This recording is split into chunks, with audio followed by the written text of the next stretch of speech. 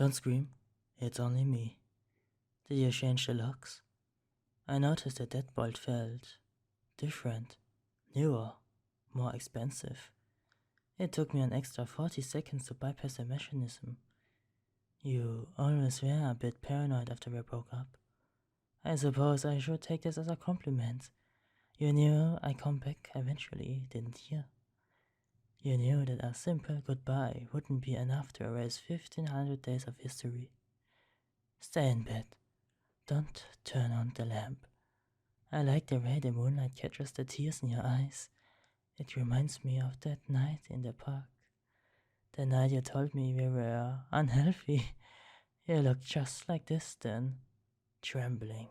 Beautiful. Pathetic.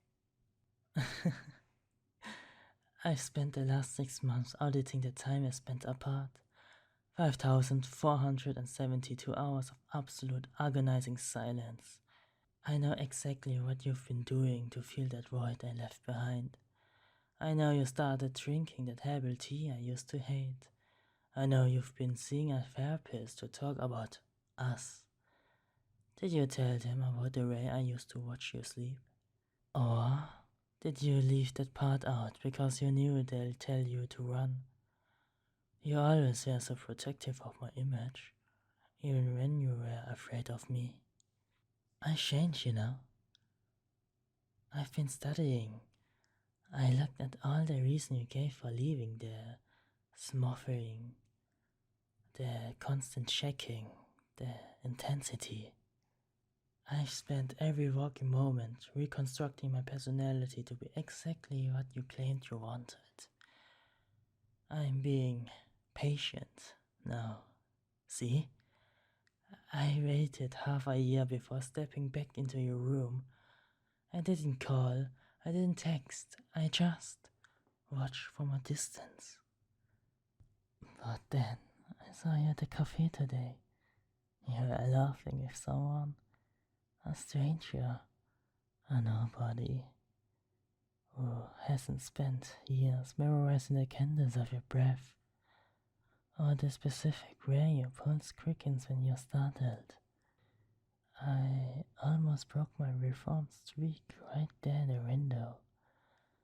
I had to follow him home just to make sure he understood that he was occupying space that belongs to a man who isn't finished with you yet. Because as far as the world is concerned, I'm a ghost, and you're a haunted house. Why are you shaking? Is it fear? Or is it a realization that no one else will ever look at you the way I do? I'm the only one who knows the real you. The one who's just as broken and obsessive as I am. You didn't delete my photos, did you? I checked your cloud storage. You kept every single one. Even the one where I wasn't looking at the camera. You've been waiting for this. You've been sitting in this quiet apartment, staring at the door, hoping the handle would turn. And here I am, your obsession returned in the flesh. I've already terminated the lease on my old place. My things are already in the van outside.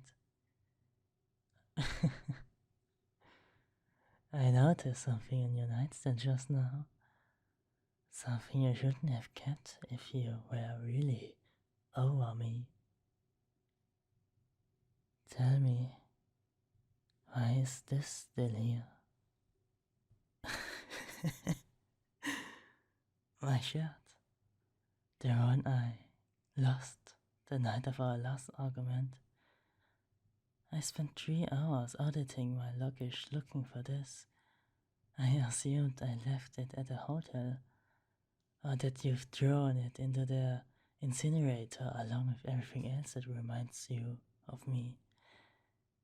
But you didn't, did you? It smells like my cologne, faintly, but it's mixed with something else now. It smells like your skin, like your bed. You've been sleeping with it every night for 6 months. You've been pressing your face into this fabric, pretending it was my chest. You've been inhaling the ghost of me while telling your therapist you were moving on. You're pathetic, beautiful hypocrite. You called me a monster. You said my love was a cage. But here you are, building your own little prison out of my laundry. You didn't just keep it. You've run the threads thin from how tightly you've been holding it. Look at me. Don't hide your face in the blankets. I want to see the shame in your eyes. I was so worried that I was the only one losing my mind. I was afraid that I was the only one who had become a degenerate.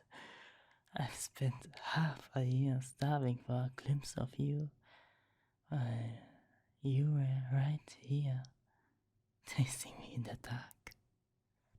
It makes me want to do things to you that a posh man shouldn't even think about. It makes me want to take this shirt and tie your hands with it, using the very things you use for comfort, to ensure you never leave this bed again. If you were this desperate for my scent, why settle for a piece of cloth? I'm right here, the real thing. My heart is beating so fast it's actually painful. And it's all because I realize you're just as sick as I am. We aren't going to talk about the art club boy anymore. We aren't going to talk about healing. We're going to spend the rest of the night seeing exactly how much of me you can handle before you break. Since you like my clothes so much, maybe I'll let you keep the one I'm wearing right now, but only if you ask for them properly.